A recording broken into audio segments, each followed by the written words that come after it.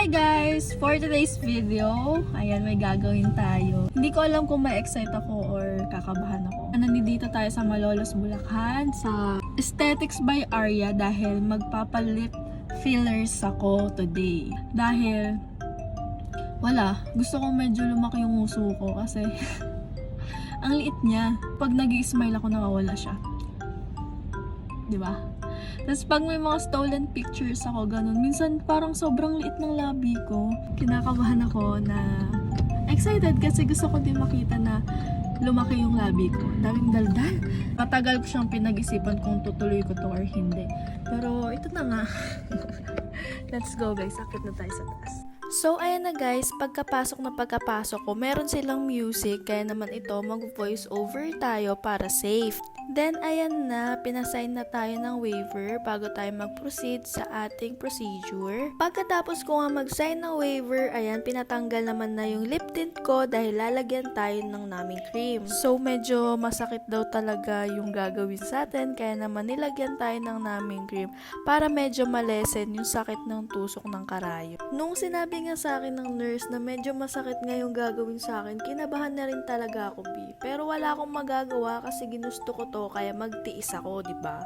After ako lagyan ng naming cream, ayan, ibababad siya sa lips ko for 30 minutes and nilagyan na rin pala nila ng cling wrap para daw mas mabilis umeffect yung naming cream sa lips ko. Tapos ayan, for the waiting na yung mga tao na to, medyo kabado na ang akla kasi malapit na akong tusukan. Pero in fairness naman sa aircon ng Arya's Aesthetics ha, sobrang lamig B, hindi siya pantao, pangkarne na to B, grabe. Sa sobrang lamig nga, ginawa ko ng kumot yung unan kasi wala akong dalang jacket.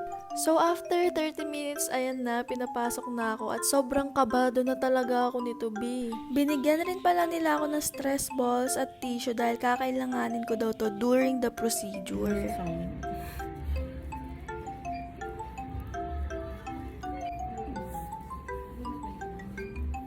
Nakuha ko ba?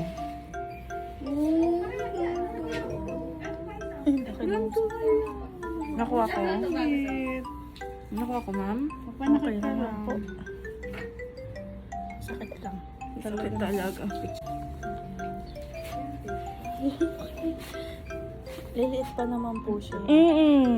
Bababa yan. Yellow ka na lang, ha? Opo. Tiyagan ko na. Hindi mo konti ano. Laki na ng labi ko. Pinicture parang Oh, say, di-plus lang ako lang. Kaso madugo. 5 minutes na iyakan. Cheers.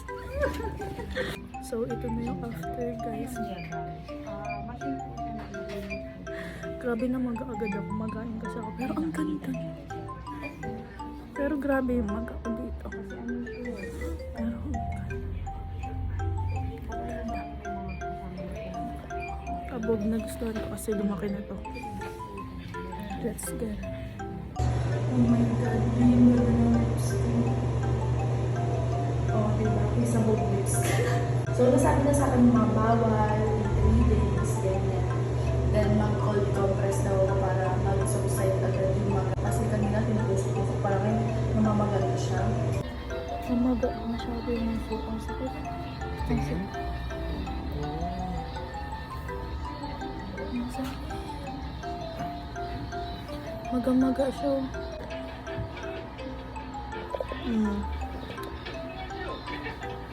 Hindi pa yun yung final result ha. Baka ano sabihin niyo dyan. Pero ang ganda. Oh my God. Lumaki na yung labi ko. Pag nag-smile ako. Kita na siya. I'm so happy. Influensya ni Mami Oni. Pero hindi, gusto ko lang talaga lumaki yung labi. After a year, mawawala din naman yung fillers. Kaya, try natin habang buhay pa tayo. Let's go.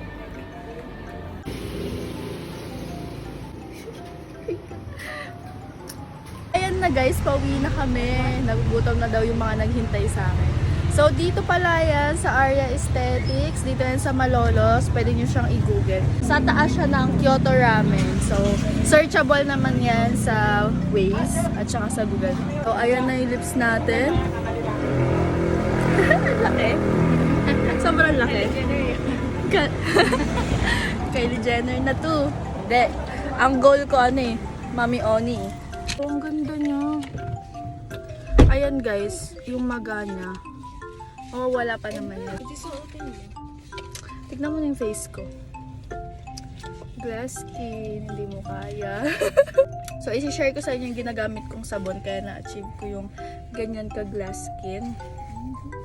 Lalagay ko dyan sa screen kung saan kayo pwede mag-order. Order na kayo guys. Tignan nyo naman. Wala ko nilagay dyan kahit ano. Pero, ayan na po ang ating Kissabog lips.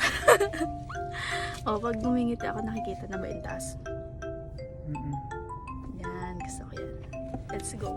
O, hindi kayo magkaganyan dyan, ma-push.